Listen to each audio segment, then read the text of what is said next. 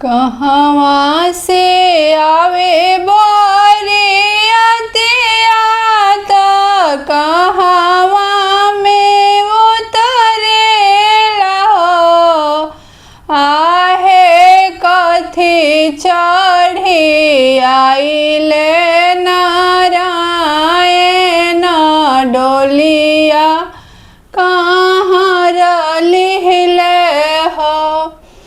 आहे कथी चढ़ी आइले नारायण डोलिया कहाँ रलिहिले हो। बैकुंठ लोक से आवे बरियतिया त गंगा तीरे उतरेला हो। आहे रथ चढ़ी आइले नारायण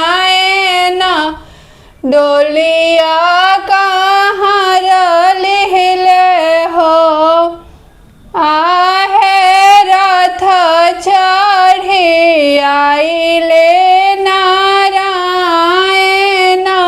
डोलिया कहाँ रलिहिले हो। कौन रंग तुलसी के चुंदरिया आइले। कौन रंग गहन आइले हो। सखी कौन रंग आइले सिंदूरवा हरि जी आईनी बियाहन हो। सखी कौन रंग आइले सिंदूरवा हरि जी आईनी बियाहन हो। हरिहर रंग तुलसी के चुंदरिया आइले। लाल रंग गहन आइले हो। सखी लाल रंग आइले सिंदूरवा नारायण आइले बियाहन हो। सखी लाल रंग आइले सिंदूरवा नारायण आइले बियाहन हो।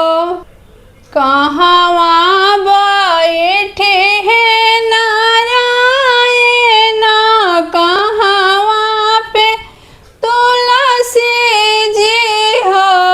सखी के ये करल गाँठ जोड़िया तुलसी जी संग हरि जी के हो।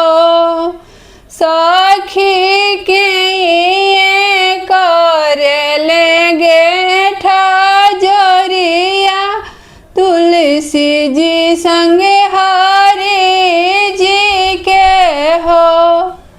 चंदन पेड़ैया नारायण बैठे बेदिया पे तुलसी जी हो। सखी नौनी करली गाँठ जोड़िया तुलसी जी संग हरि जी के हो।